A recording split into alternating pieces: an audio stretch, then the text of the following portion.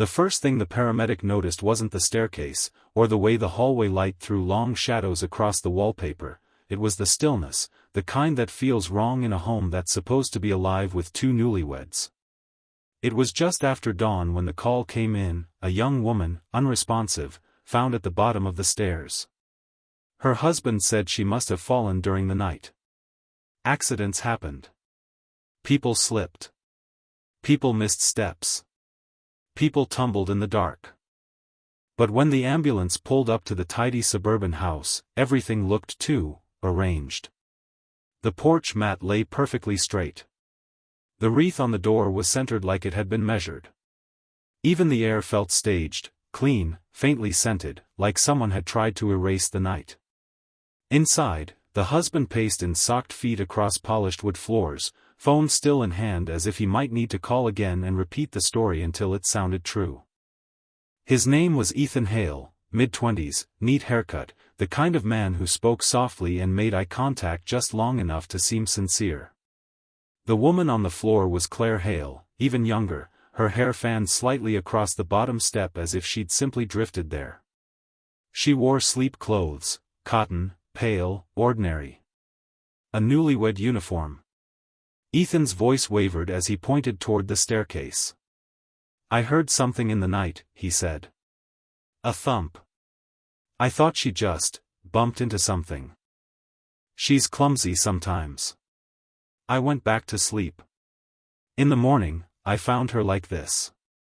He delivered the words in a practiced line, each sentence landing gently, like cushions laid down to soften any hard questions. The paramedics didn't argue.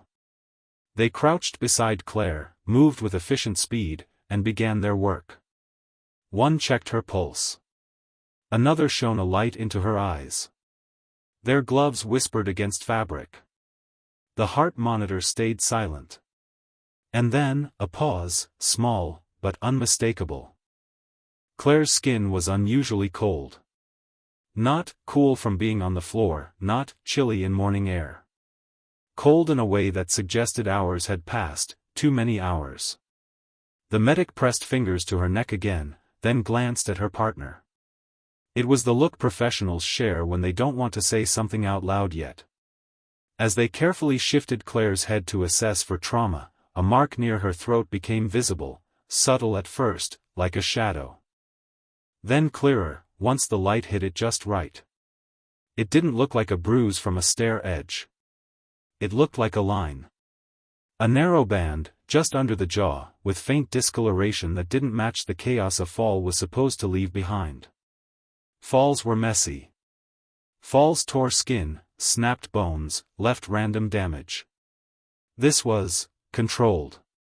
Ethan hovered too close. "Is she?" he began. A paramedic lifted a hand, firm but polite. "Sir, please give us room." He stepped back, but his eyes didn't follow Claire. They tracked the paramedic's hands, their movements, the equipment. He looked like a man watching a performance, waiting to see whether the ending would match the script. When the police arrived, the home filled with new sounds, radios crackling, shoes on tile, a notebook opening, a pen clicking. A uniformed officer asked Ethan to repeat what happened. Ethan's story stayed the same: thump, sleep, morning discovery. But details can betray a lie the way a cracked glass betrays a hidden break. "What time did you go to bed?" the officer asked. Around 11, Ethan said. "And the thump?" "Maybe 2. I don't know. I was half asleep." "And you didn't check on her?" Ethan's mouth tightened for half a second, then he let his face soften into grief. "I thought she just knocked something over. She does that. I didn't want to wake her up." The officer's gaze drifted to the stairs. No broken picture frames. No scattered objects. No signs of a frantic stumble. The banister was dust-free, undisturbed. The steps were clear. A fall downstairs rarely left the stairs looking untouched. In the kitchen, a mug sat by the sink, rinsed clean. On the counter, a phone charger was coiled neatly. The house didn't feel like a place where someone had woken in terror and rushed to help. It felt like a place where someone had woken early and tidied. When the medical examiner's investigator arrived, she knelt near Claire's neck, looking from different angles. She didn't say much, but her expression sharpened as if the case had suddenly shifted categories, from accident to something else entirely. Outside, neighbors stood behind curtains, barely moving. Inside, Ethan kept rubbing his hands together, leaving no fingerprints on his own skin. Every so often he wiped his palms on his sweatpants, like he couldn't stand the feeling of his own body betraying him. Claire was placed on a stretcher and wheeled out. As she passed through the doorway, her arm slipped slightly off the edge, pale fingers hanging for a second in the open air. The morning breeze stirred her hair. Ethan made a sound that could have been a sob. Or could have been relief. Within hours, the story Ethan wanted, tragic accident, unlucky fall, began to unravel under the weight of simple reality. The coldness. The line on the throat. The silence of the stairs. And by the time the post-mortem examination began, the investigators weren't asking whether Claire had fallen. They were asking who had decided she should look like she did. By mid-morning, the house was quiet again, but it was no longer private. Claire's body had been transported to the medical examiner's office, while investigators remained behind, moving slowly through each room as if the walls themselves might speak. Every drawer, every surface, every inch of carpet was photographed, measured, and logged. Nothing about the home suggested chaos. There were no overturned chairs, no broken decor, no desperate signs of a struggle. That, in itself, was a problem. At the medical examiner's office, the truth began to surface with unsettling clarity. Claire's injuries were carefully documented. There were no fractures consistent with tumbling down a staircase. No defensive wounds on her arms. No pattern of impact trauma that matched the steps in her home. Instead, there were signs that told a quieter, far more deliberate story. Around her neck, faint but unmistakable markings formed a narrow band. Not hands. Not fingers. Something thinner. Something applied with precision. The examiner noted internal damage that could not be explained by a fall, pressure that had been sustained, not sudden. Claire had not lost consciousness by accident. She had been overpowered. The time of death was estimated to be several hours earlier than Ethan claimed to have found her. That meant one thing: when Ethan said he heard a noise in the night, Claire was likely already gone, or close to it. Back at the house, detectives focused on Ethan. He sat at the kitchen table, wrapped in a borrowed blanket, answering questions with a calm that bordered on rehearsed. His grief appeared neatly contained. His answers were polite. Cooperative. Almost eager. "What was your relationship like?" one detective asked. "Great," Ethan replied quickly. "We were happy. Just married. Planning our future." Yet when pressed for specifics, arguments, stress, finances, his responses grew vague. He spoke in generalities, never anecdotes. Happiness without texture. A forensic sweep of the bedroom revealed something more troubling. The bed looked slept in, but only on one side. Claire's side was smooth, the sheets barely disturbed. No sign she had climbed in and then gotten up during the night. In the bathroom, a towel was found damp in the hamper. Recently used. In the trash, a small length of cord, cleanly cut, sat beneath other refuse, almost hidden. At first glance, it seemed insignificant. It wouldn't remain that way. Digital forensics began quietly. Phones were taken. Laptops imaged. Cloud accounts preserved. Investigators didn't confront Ethan with this yet. They watched instead. He didn't ask where Claire was being taken. He didn't ask when he could see her. He asked how long the process would take. By the end of the day, the case had changed shape entirely. What began as a household accident had crossed an invisible line into something far darker. The medical findings ruled out chance. The home told a story of order, not panic. And Ethan's timeline no longer aligned with reality. That evening, as detectives left the house, one of them paused at the staircase. He stood still for a moment, imagining the sound Ethan claimed to have heard. A fall would echo. A struggle might leave chaos. But silence was something else entirely. And silence, they were beginning to understand, had been carefully planned. The first real fracture in Ethan Hale's story didn't come from blood or bruises. It came from a browser history. Digital forensic analysts worked quietly, methodically, reconstructing Ethan's online life click by click. At first, the activity looked ordinary: news sites, work emails, weather checks. But buried beneath the mundane were patterns that no grieving husband should have had time to create. Weeks before Claire died, Ethan had been searching questions no one searches by accident. How long does it take to lose consciousness during strangulation? Marks left by cord versus rope. How to clean fibers from skin. How long before a body feels cold? The timestamps were precise. The searches weren't panicked. They were spaced out, researched, revisited. Studied. Investigators exchanged looks that needed no words. This wasn't curiosity. This was preparation. Financial records added another layer. 3 months before Claire's death, Ethan had increased her life insurance policy, quietly, substantially. The paperwork showed no discussion, no joint planning. The beneficiary was Ethan alone. The timing was impossible to ignore. Claire's phone told a different story from Ethan's. Messages to her sister spoke of tension at home. Of Ethan growing distant. Of arguments that never quite resolved. "He keeps asking strange questions," she'd written. "Sometimes I feel like he's already gone." Ethan, meanwhile, had begun another life entirely. An online affair had been unfolding in parallel, messages filled with flattery, future plans, and carefully worded lies. He spoke of being stuck in a marriage, of wanting freedom, of a life that would start soon. Not someday. Soon. Forensic testing from the house came back next. The cord found in the trash. It matched fibers recovered from Claire's neck.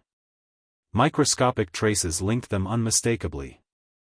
The bathroom towel carried skin cells, both Ethan's and Claire's, transferred during close contact. Not aid. Not rescue. Control. When detectives brought Ethan in for a second interview, the tone changed. They didn't accuse him. They let the evidence speak slowly, piece by piece. Ethan's composure cracked for the first time when the searches were mentioned. His jaw tightened. His answers shortened. The man who once filled silence with explanations now sat rigid, calculating each word. "I was curious," he said finally. "I read a lot of true crime." The detective nodded. "Enough to study another case. One where the death was staged to look like an accident." Ethan blinked. He didn't deny it. By the end of the interview, he was charged with murder. The arrest stunned those who knew the couple. Photos of Ethan and Claire, smiling, young, newly married, flooded the news. Commentators spoke of betrayal. Of deception hiding in plain sight. Ethan was granted bail while awaiting trial. And then, he vanished. His car was found abandoned near a remote overlook. A note lay inside, vague and dramatic, hinting at despair. Search teams combed the area below the cliffs for days. No body was found, but the conclusion spread quickly. Ethan Hale was presumed gone. For Claire's family, grief twisted into something crueler. Justice had slipped away, disguised as tragedy. The man who planned her death had also planned his escape. Years passed. Then, halfway across the world, a routine document check revealed a face that didn't quite match the name it carried. And the story, unfinished, began again. For a long time, the world believed Ethan Hale had done what desperate men sometimes do when their lives collapse, disappear forever. The abandoned car told a convincing story. It was parked with intention, angled toward the edge of a rocky overlook. Inside, investigators found a handwritten note filled with apologies that said very little and explained nothing. The language was vague, almost poetic, as if written to be quoted rather than understood. Search teams descended into the ravine below. Helicopters traced slow circles overhead. Volunteers scanned brush and stone for any sign of a body. They found nothing. Still, after weeks turned into months, the conclusion settled in. No remains. No movement on bank accounts. No digital activity. Ethan Hale was declared gone. For Claire's family, the announcement landed like a second loss. There would be no trial. No verdict. No moment where a courtroom would speak her name and say that what happened to her mattered. Her parents packed away wedding photos they could no longer look at. Her sister stopped answering questions from reporters. Friends marked anniversaries quietly, unsure how to mourn someone whose ending had been stolen twice. But disappearance is not the same as death. Thousands of miles away, under a different sky, a man with careful posture and borrowed confidence began introducing himself by another name. He rented small apartments. Paid in cash. Took work that required no background checks and left no paper trail. He avoided long friendships, never stayed anywhere long enough to be remembered. He had learned from his mistakes. He didn't search suspicious topics online anymore. He didn't use social media. He spoke little about his past. When asked where he was from, he smiled and gave answers that couldn't be verified. Years passed this way, quiet, anonymous, controlled. Until routine caught up with him. At an international checkpoint, a customs officer paused longer than usual while reviewing documents. The face matched the passport, but something felt off. A small discrepancy. A detail that didn't quite align. The officer excused himself. Minutes later, the man was escorted into a private room. His fingerprints were taken. His answers were polite, cooperative, too practiced. When the alert came back, it wasn't dramatic. No alarms. No raised voices. Just a confirmation. The man who claimed to be someone else was, in fact, Ethan Hale. He had not jumped. He had not vanished. He had simply waited for time to do what he believed it always did, erase. Extradition proceedings moved slowly, but inevitably. When news reached Claire's family, it reopened wounds they had been forced to cauterize without closure. Ethan was coming back. Not as a ghost. But as a defendant.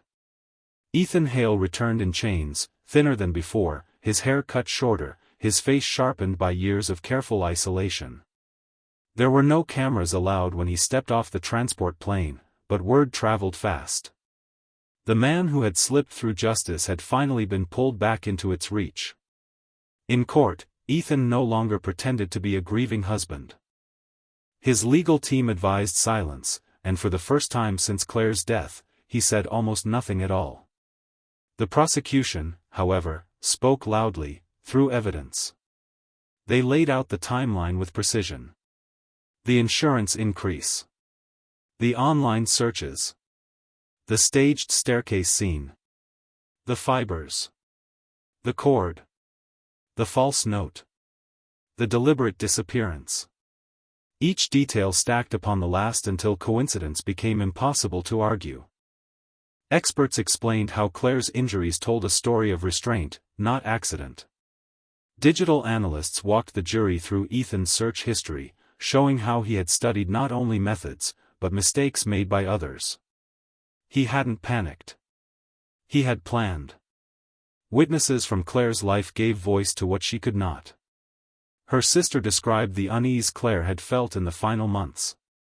Friends spoke of changes, subtle, but real. Distance. Tension. A sense that something wasn't right. Ethan never looked at them. When the prosecution rested, the courtroom sat in a heavy, expectant quiet. The defense attempted to suggest doubt, to blur intention with circumstance, but the narrative collapsed under its own weight. There was no alternative explanation that fit the facts. Faced with overwhelming evidence, Ethan made a decision. He pled guilty. There was no dramatic confession. No apology that reached the back of the room. Just a measured acknowledgement of responsibility, delivered in a flat voice that carried none of the emotion his actions had caused. At sentencing, the judge did not raise his voice. He didn't need to. This was not a moment of passion, he said. This was a calculated act, planned in advance, executed with intent, and followed by deception. He sentenced Ethan to life imprisonment. As officers led Ethan away, he glanced briefly toward Claire's family. His expression revealed nothing, no regret, no anger, no fear. Just the same controlled emptiness that had defined him from the start. For Claire's parents, justice arrived late, but it arrived standing. The courtroom emptied slowly after the sentence was read, as if no one quite knew how to leave a moment that had taken so long to arrive. Life imprisonment carried finality, but not relief, only a quiet acknowledgement that the truth had finally been named out loud. For Claire's family, justice felt heavy rather than triumphant. Years of unanswered questions had reshaped their grief, turning it into something sharp and enduring. They had learned to live without closure, and now that it stood before them, it didn't erase the damage. It simply confirmed what they had always known. Claire's mother returned home and opened a box she had sealed years earlier. Inside were wedding photos, handwritten notes, and a pressed flower from Claire's bouquet. This time, she didn't put the lid back on. She let herself remember her daughter as she had been, alive, hopeful, unaware of the future that had been stolen from her. Outside the family, the case became a warning whispered between friends, counselors, and investigators. A reminder that danger does not always announce itself loudly. That control can wear the mask of kindness. That planning can hide behind routine. Ethan Hale was transferred to a high-security facility, his name now just another line in a system built to contain people who believed they were smarter than consequences. There were no interviews. No public statements. He faded into institutional silence, where control is measured in minutes and freedom is defined by walls. Claire's name, however, did not fade. Her story was told in training rooms and classrooms. In conversations about warning signs, digital trails, and how appearances can deceive. Her life became part of something larger, not defined by how it ended, but by what it revealed. Years later, the staircase in that house would belong to someone else. The steps would creak under new feet. Laughter would return to the hallway. But for those who knew the truth, the memory would remain, etched not into the walls, but into understanding. Because sometimes, the most carefully staged lies unravel not through chaos, but through patience. And in the end, the silence that once protected a crime became the very thing that exposed it.